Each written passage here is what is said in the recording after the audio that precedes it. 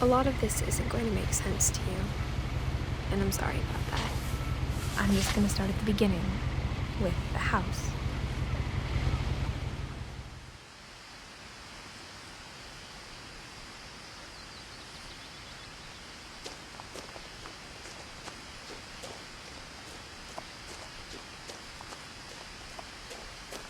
I lived here until I was 11, but I wasn't allowed inside half the rooms.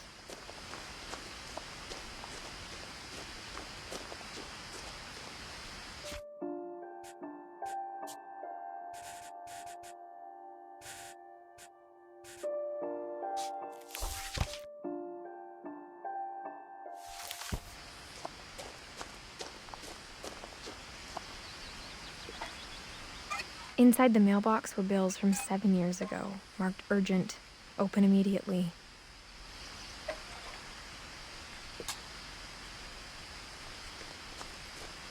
I hadn't been back since my brother Lewis's funeral.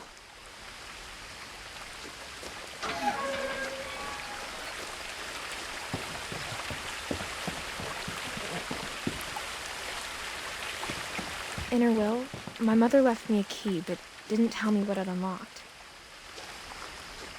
Maybe she thought I'd know, or she thought that the mystery would be enough to bring me back.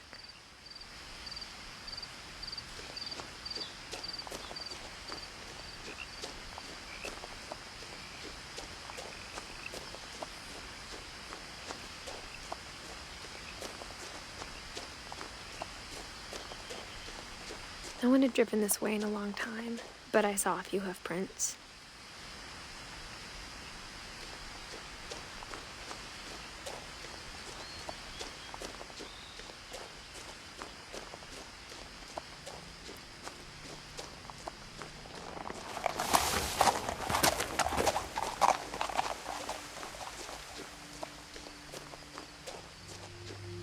The truth is, even after I inherited the house, I never thought I'd come back to it. But now I had questions about my family that only the house knew the answers to.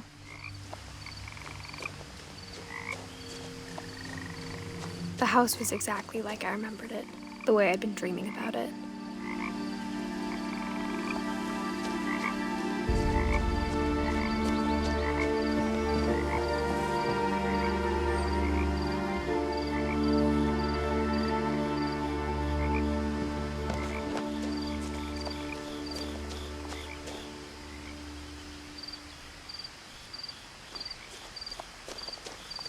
As a child, the house made me uncomfortable in a way I couldn't put into words.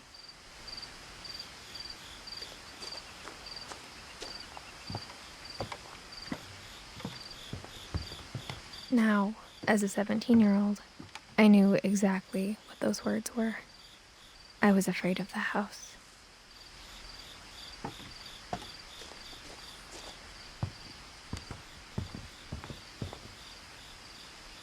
I hoped the key might unlock the front door. It didn't.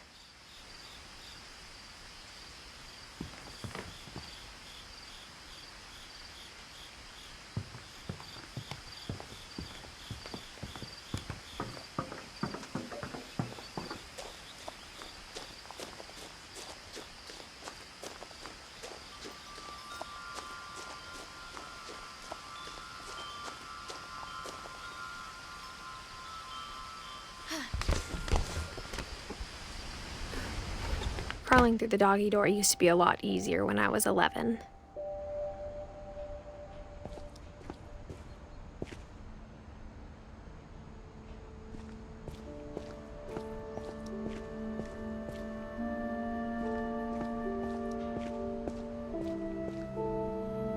The power had been turned off the night we left.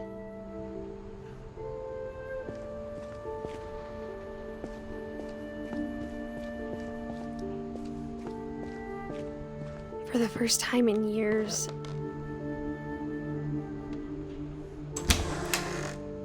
I felt like I was home.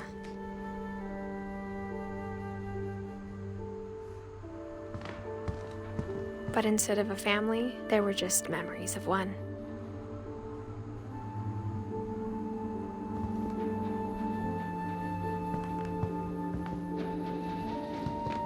Like how only one restaurant would deliver to our house, so we had Chinese a lot. Or how after Louis started working at the cannery, we all got sick of eating salmon. Except our cat, Molly.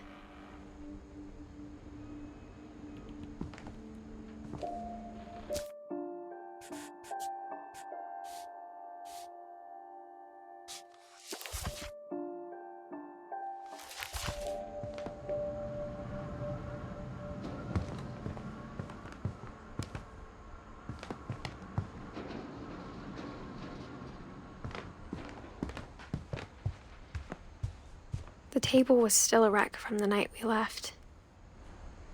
It was like a bomb had gone off, killing everyone but sparing the furniture.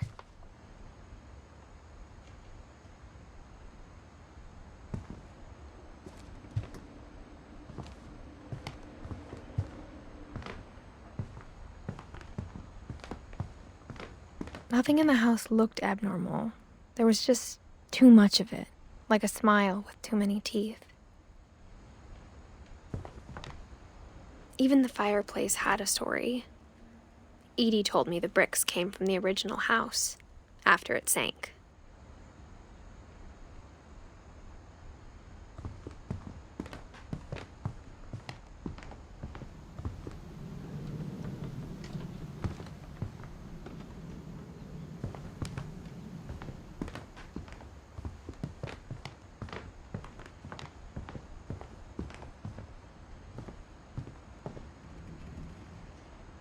Mom always told me to stay out of the basement, so I wasn't too surprised when the key didn't fit.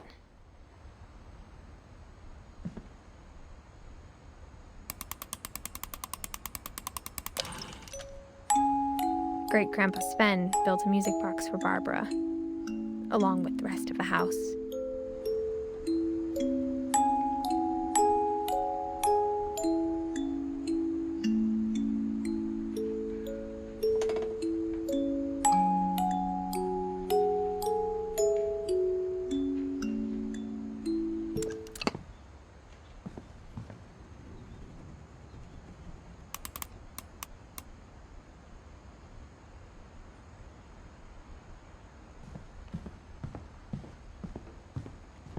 A lot of things got left behind in the whirlwind of that last night. My mom wasn't much of an optimist, but she never stopped believing that my brother Milton was alive.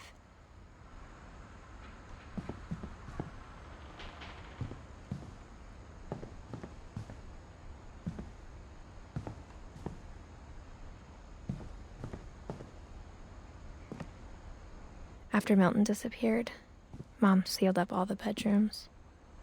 Then Edie retaliated and drilled peepholes.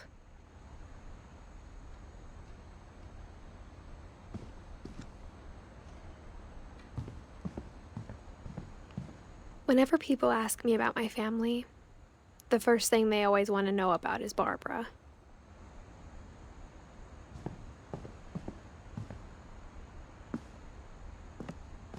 Mom must have locked the third-floor stairs on the night we left.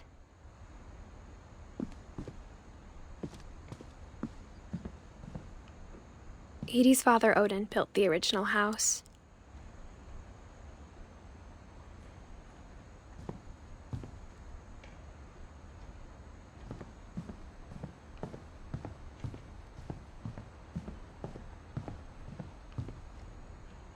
I spent a lot of time playing in Great Uncle Walter's room.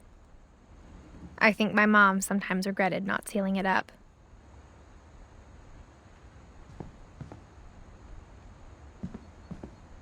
Louis told me there were secret passages, but I never believed him.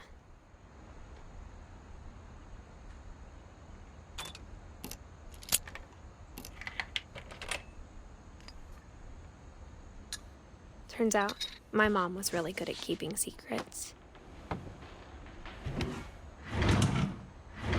Now it was time to find out what my mom had been afraid of.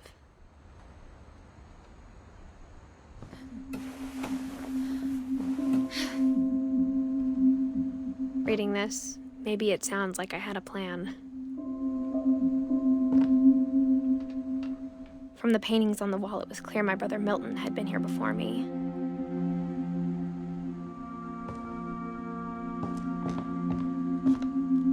had no idea what was behind that door.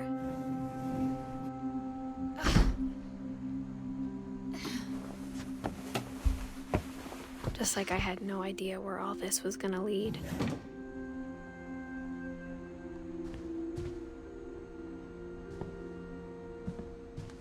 I grew up looking at Molly's room through the peephole.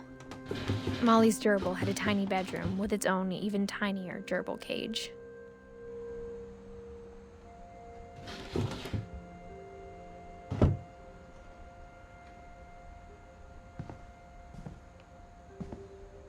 Being inside for the first time, I felt like I'd stepped behind a painting.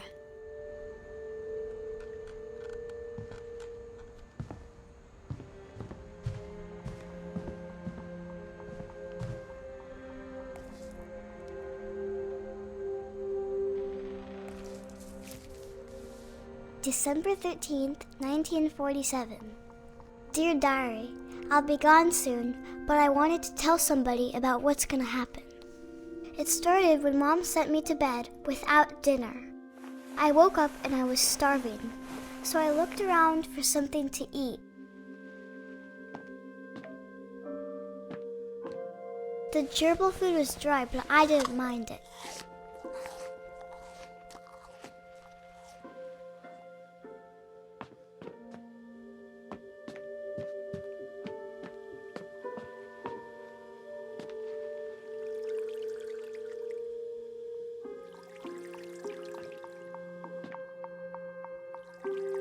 I thought about eating Christopher, but I held back.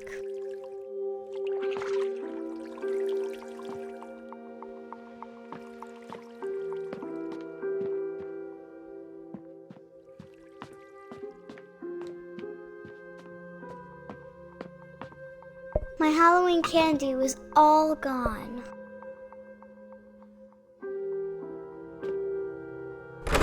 Mom, can I come out now?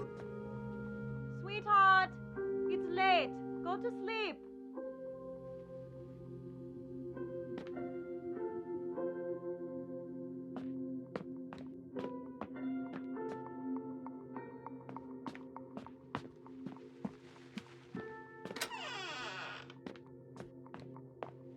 I kept eating and eating.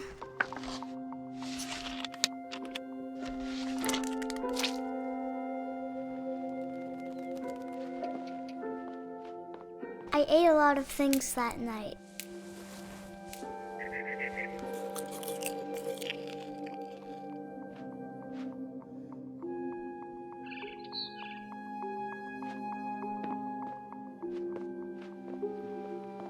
Then I heard chirping outside my window. It was a barn swallow going back to her nest. I reached out for her.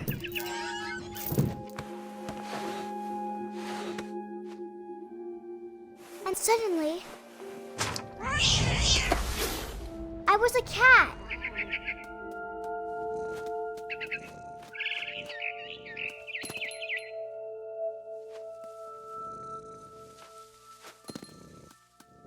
I tried to be quiet, but the bird was really scared.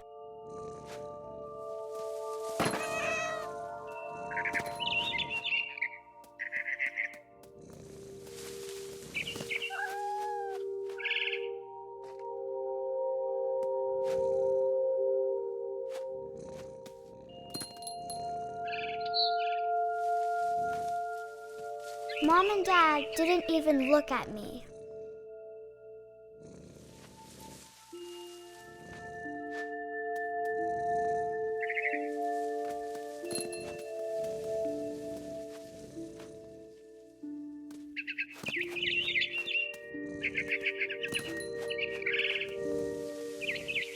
I jumped and I almost got her.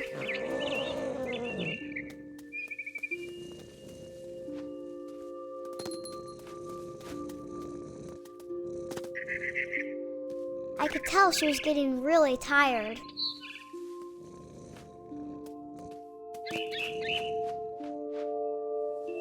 Now I was up in the big tree. I promised Dad I wouldn't climb it anymore.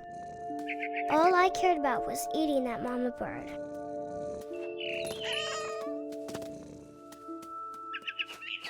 I gobbled her up. And suddenly, I was an owl. First, all I heard was the wind. Then I heard little teeth nibbling in the grass.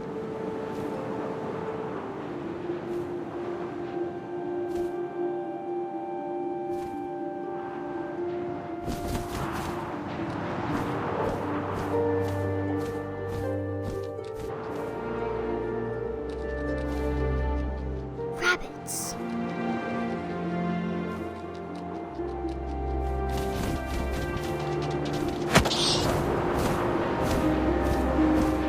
I imagined his face looking up and seeing mine through my talons. I swallowed him up, and I didn't chew one bit. Then I flew off to find something bigger.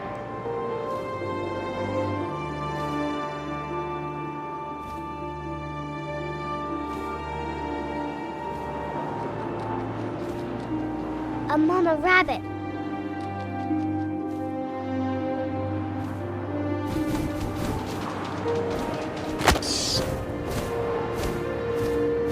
She was almost too big to carry. I started choking, but I couldn't stop eating. And suddenly, I was a shark.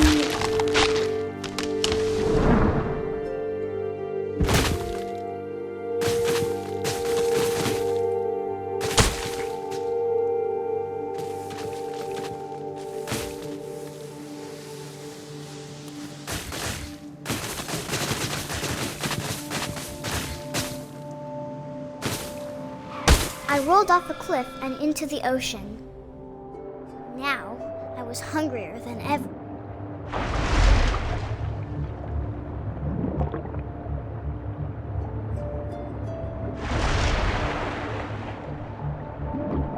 I wanted fat, juicy seals.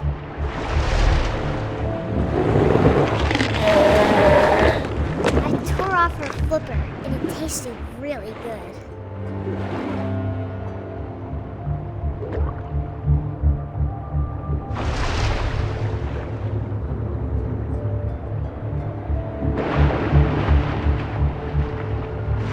Grabbed on tight. When I was so hungry, I jumped out of the water. When I opened my eyes, everything had changed.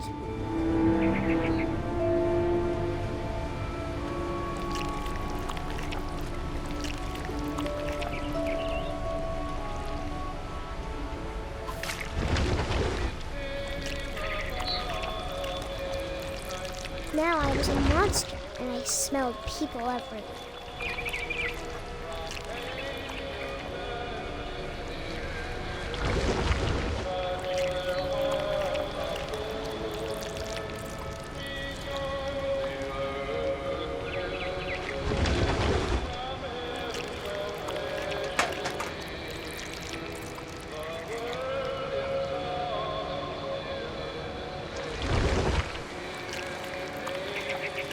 I was big, but I moved real quiet.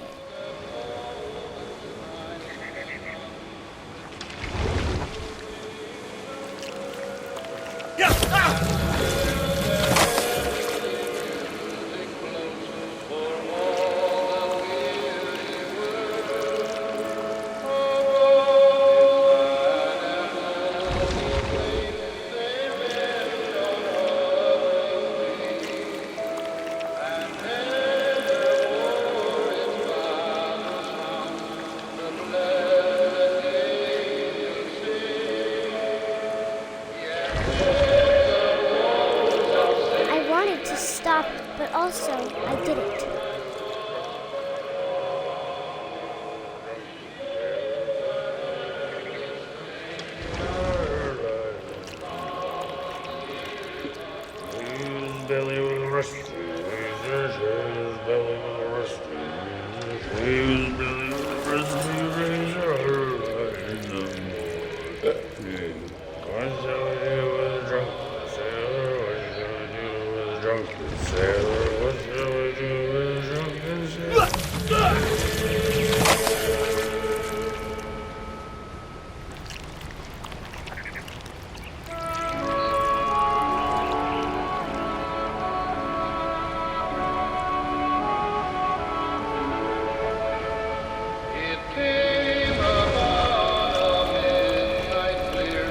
After the last passenger, I was still hungry. And to cross the water, I smelled something new. Something I had to have, so I swam towards it.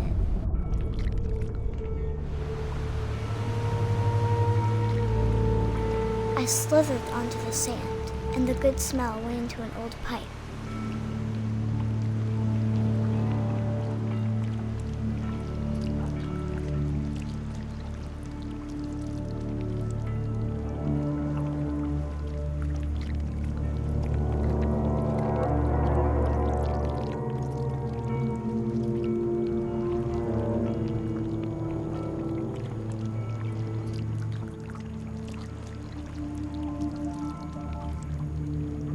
I got closer and closer.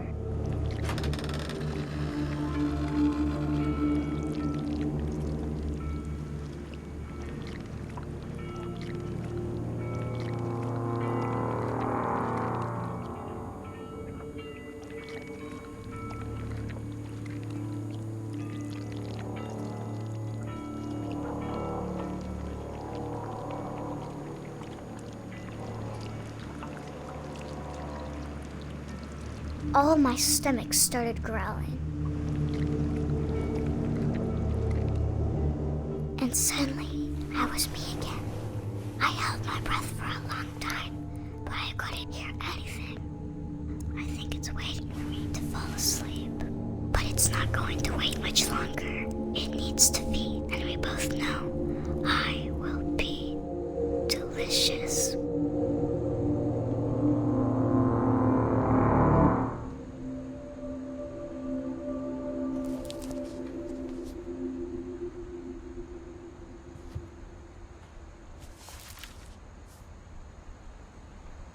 I'm not sure if I believed all of that, but I'm sure Edie would have.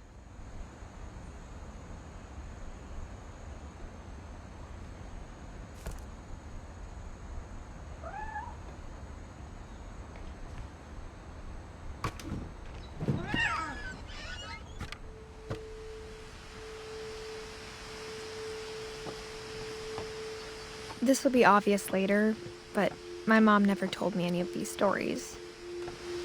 Edie would have, but Mom didn't like bringing up the past. Though, when we adopted a stray kitten, she was the one who named it Molly.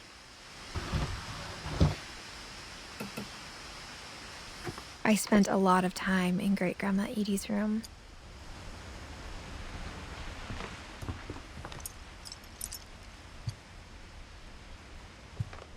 Her room was like a museum. For 500 years, the Finches have been famous throughout Norway for their fortune and misfortune. Odin Finch buries the latest victims of the family curse, his wife Ingeborg and their newborn son, Johan. On January 7th, 1937, he set sail with his family and his house, hoping to leave the curse behind. But 40-foot waves off the coast of Washington send the house and Odin to the bottom of the sea. Odin's daughter Edie, with husband Sven and baby Molly, step ashore on their new home, Orcas Island. Odin Finch is the first to be buried in the new family cemetery. His daughter Edie is already dreaming of a new Finch house.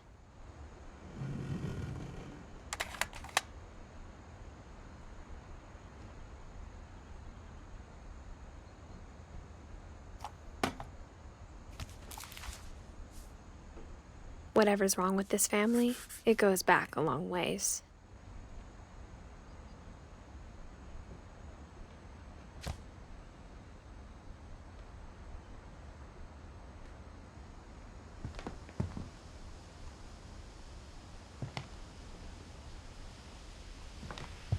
Louis died a week before we left, but Edie had already started to memorialize him.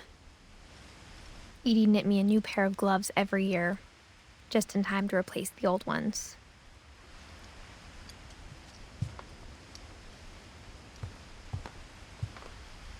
Edie gave a big interview about a mole man living under the Finch house. My mom was furious.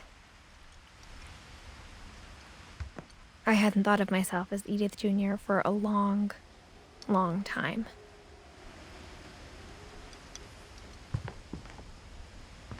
One summer, they evacuated the island, but Edie refused to go.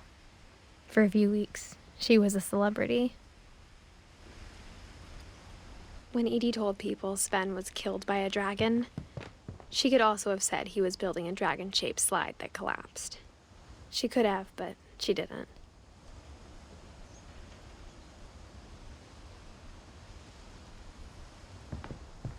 Even in her 90s, sometimes Edie seemed a lot younger than my mother.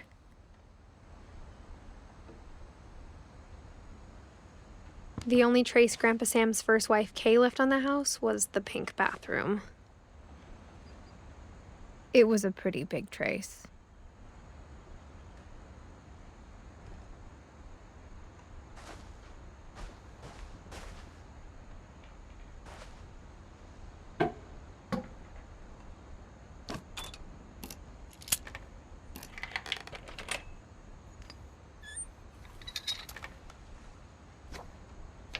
There's a secret in this bathroom. It's in the last place you would look. It isn't in the cupboard. It's hidden in this book.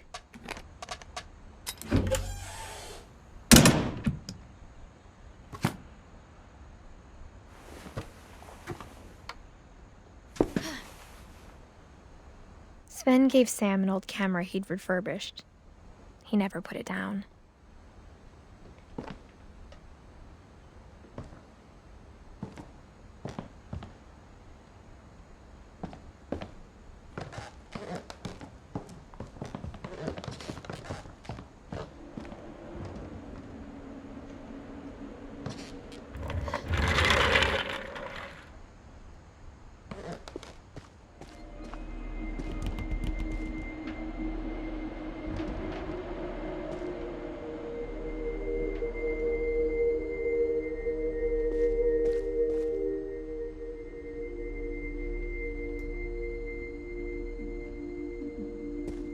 I knew Grandpa Sam had a twin.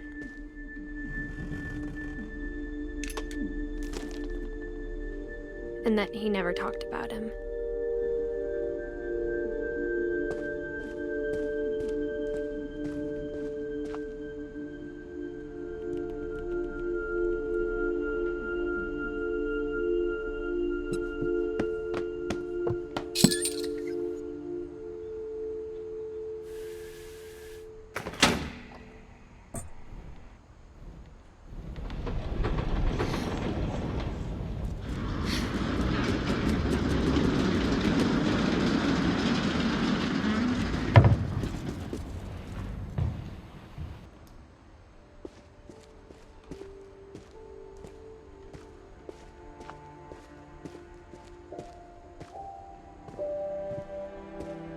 I guess my grandpa didn't like history any more than my mom did.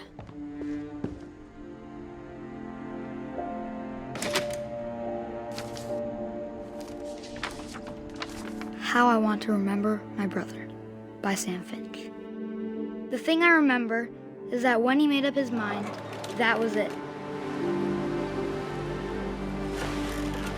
My brother said he'd die before he ate another mushroom, and he did. At Barbara's funeral, we swore we'd never be afraid again, and he wasn't. I think Calvin always wanted to fly.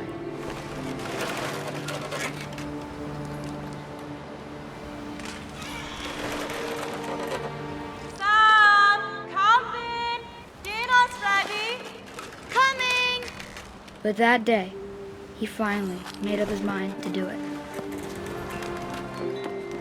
I told him going around was impossible.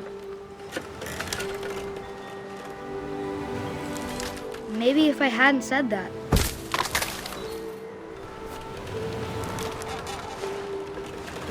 Calvin, I'm not gonna tell you again.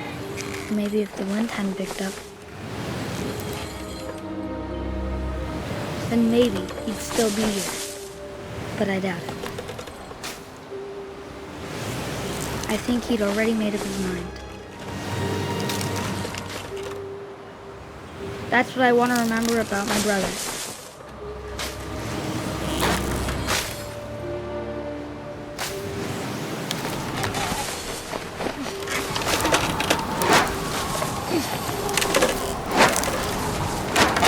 The day he made up his mind to fly. And he did.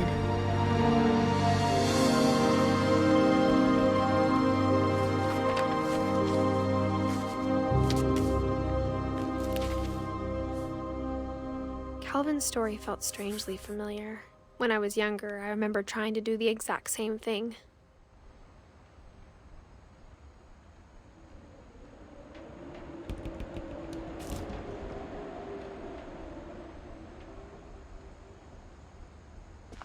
After the funeral, Edie roped off Calvin's half of the room.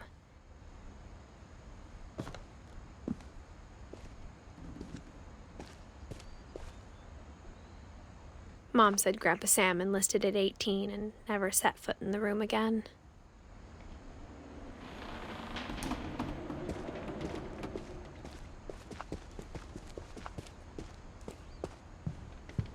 The passages were a pretty tight fit. They'd obviously been built for smaller hands and bellies.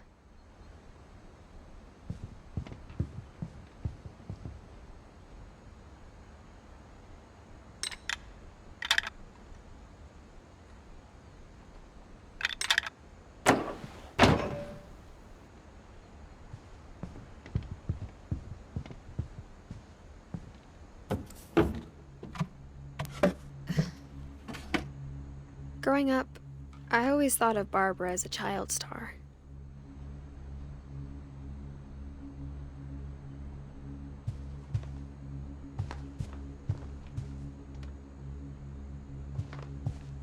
I never thought about how hard it must have been for her afterwards.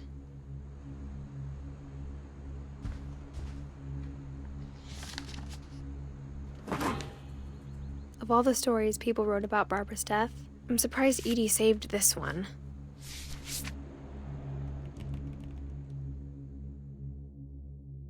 Old Jack here with another ghastly tale inspired by America's most unfortunate family.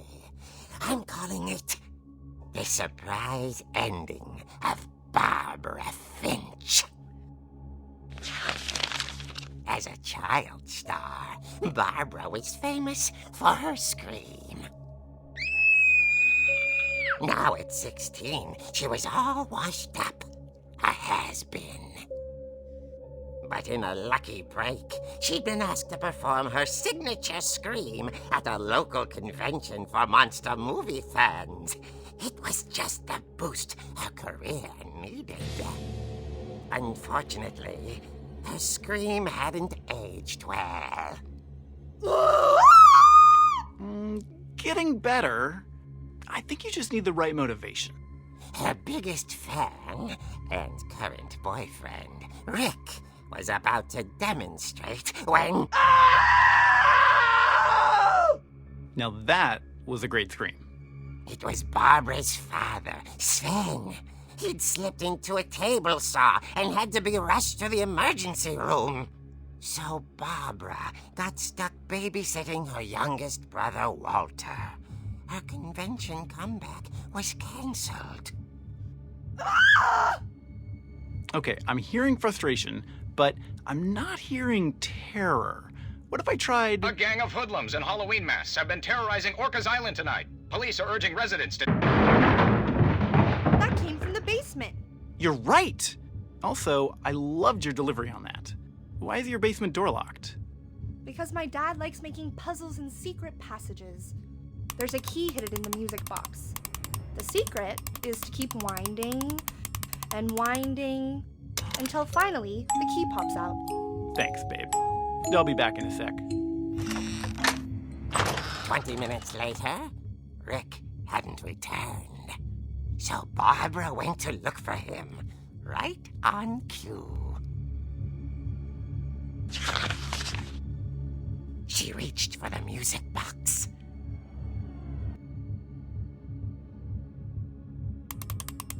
And as she wound the key, she listened for Rick, but the house was silent.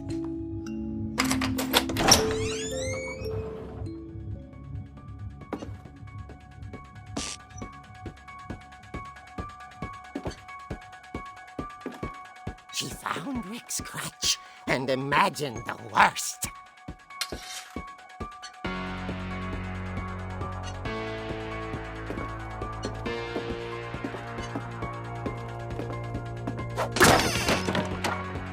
The gang's leader is the infamous Hookman killer, Dr. Carl Hamill, who impaled and then ate his family 10 years ago tonight.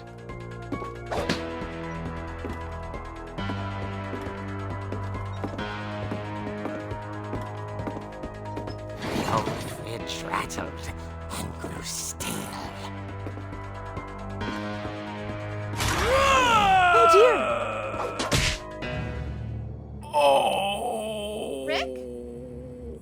Barb, relax. I was just trying to scare you to help you find your scream. Well, I'm not scared, Rick. I'm furious. Then act furious. All I'm getting from you now is that you're hurt and confused and She threw him out, but she kept a little something to remember him by. Barb, have you seen my other crutch? And she was still holding it when she fell asleep watching the late picture show. Hours later... Barbara! Walter, what's going on up there? Ah! Okay, I'm coming up, but if this is a trick, you're dead, Walter.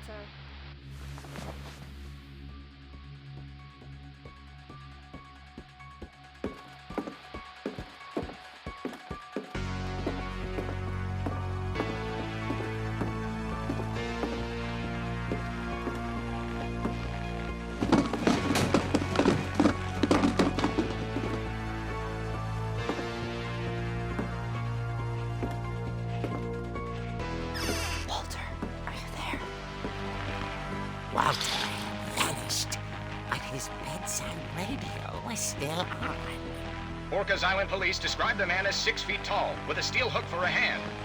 Residents are urged to lock all doors and windows and notify the police of any suspicious activity. Barbara turned, saw the hook man, and was speechless. He was quite smashing.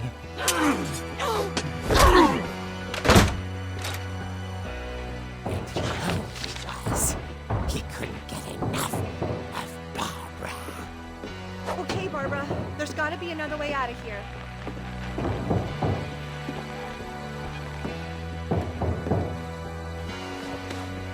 That night, she played her part beautifully.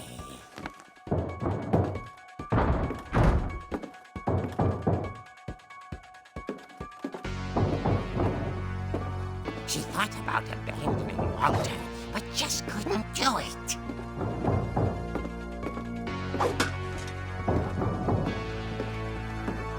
Molly's door hadn't been opened in years. The hinges groaned.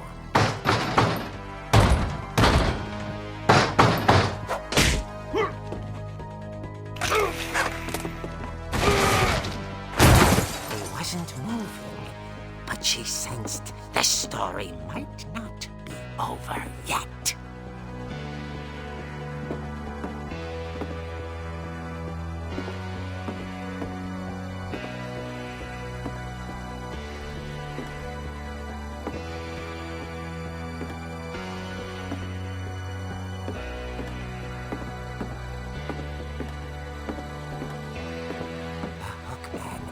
Vanished.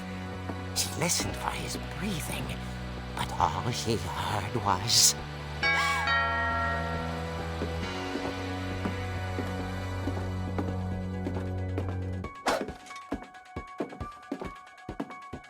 At the door, she heard whispering. It was coming from inside the house.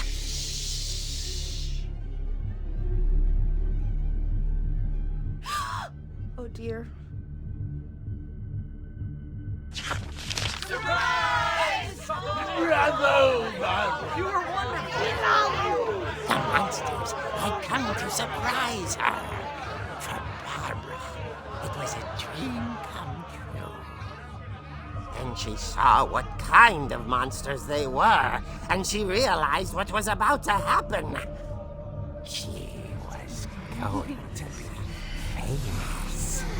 And with her final breath, Barbara Finch gave the performance of her life.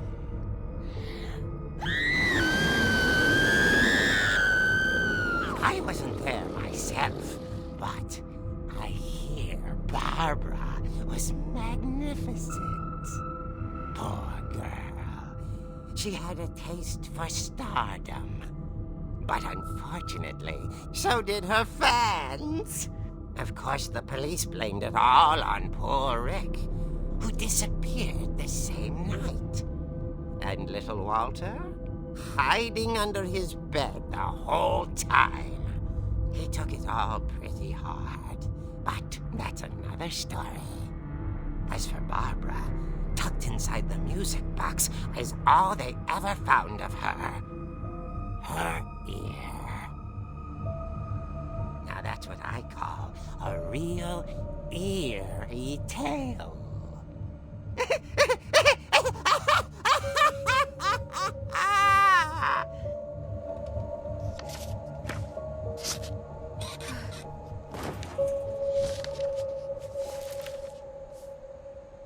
Edie told me all Barbara wanted was to be remembered, as absurd as that comic was.